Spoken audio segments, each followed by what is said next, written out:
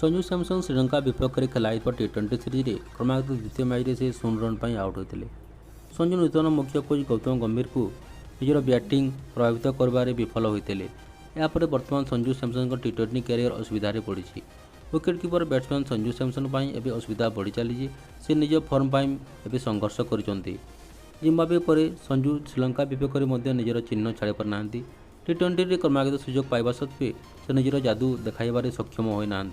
जोटा ऋषभ पंत परी खेलाड़ी क्रमागत भाव में निजक प्रमाण कर परिस्थिति में संजू को टीम रू बाहर कर निश्चित होती। क्रिकेट प्रेमी संजू को फर्म को नहीं चिंता प्रकट कर जातीय दल बारंबार इन आउट हेतु प्रशंसक मैंने बहुत समर्थन करते। एपरिक सोशल मीडिया प्रशंसक मैंने बीसीसीआई को कोण अनुकोण रखी किंतु जितेबले भी संजू सुजोग पाई से निज बैट किसी रन संग्रह कर पार नथिले। 2015 टीम इंडिया पर संजू सैमसन टी20 डेब्यू करते। टीम इंडिया पर कैरियर आरंभ में निश्चित भाव एक सुजोग पर दीर्घ समय अपेक्षा करने पड़ूला किंतु किसी समय पर संजू को अनेक सुजोग दि जाएगी।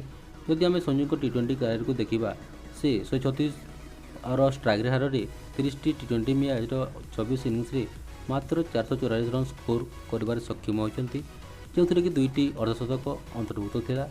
टी20 व्यतीत संजू सैमसन ओडीआई 16टी मैच खेली जो 3टी अर्धशतक और 1 शतक सहायतार 510 रन स्कोर कर भारत बनाम श्रीलंका मध्य खेल 3 मैच विशिष्ट टी20 सीरीज यार एक उदाहरण देखा मिलता। जदि संजू सैमसन को टीम इंडिया रहा हेले तेज परवर्ती सुजोग निजक प्रमाण करने पड़ो किंतु जदि से पुनर्बार फ्लप होती ताहले स्थान में अन्य खेलाड़ी को सुजोग दिज्व। एभली परिस्थिति आसतु जाना सही 4 विकेट कीपर बैट्समैन जो मैंने भविष्य में संजू सैमसन स्थान ग्रहण करेंगे। प्रथम अच्छा ईशान किशन, द्वितीय अच्छा ऋषभ पंत, तृतीय ध्रुव जुरेल और चतुर्थ अच्छा जितेश शर्मा। आसतु जाना प्रथम ईशान किशन कैरियर विषय में। डिसेम्बर 2022 से बांग्लादेश विपक्ष एक दिनिकिया आंतर्जातिक ओडीआई मैच 131 बॉल 210 रन संग्रह कर ओडीआई द्विशतक हासिल कर सर्वकनिष्ठ क्रिकेटर होते एवं प्रथम ओडीआई शताब्दी को द्विशतक शताब्दी परिणत करते। ईशान किशन दीर्घ धर दिन टीम इंडिया बाहर आसती।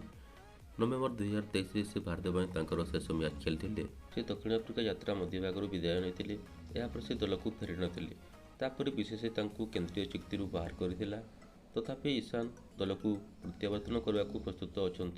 जदि आम ईशान किशन टी20 कैरियर विषय कहवा से 32टी मैच खेलवा बेले मोट 796 रन स्कोर कर जो 6टी अर्धशतक अंतर्भुक्त अच्छी। यह तालिकार ऋषभ पंत नाम द्वितीय स्थान रही जी भविष्य में दल में संजू सैमसन स्थान ग्रहण करेंगे। 2022 मसीह पंत एक दुर्घटना घटी यापर से क्रिकेट पड़िया बहुत समय दूर रही किंतु से आईपीएल 2024 एक बड़ परिवर्तन करते। 13टी मैच खेलवा बेले पंत आईपीएल 2024 446 रन स्कोर करते।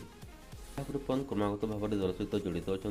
से टी20 विश्वकप 2024 भारतीय दल में स्थान पाई जोटार से 8टी मैच खेलते बेले 171 रन स्कोर करते।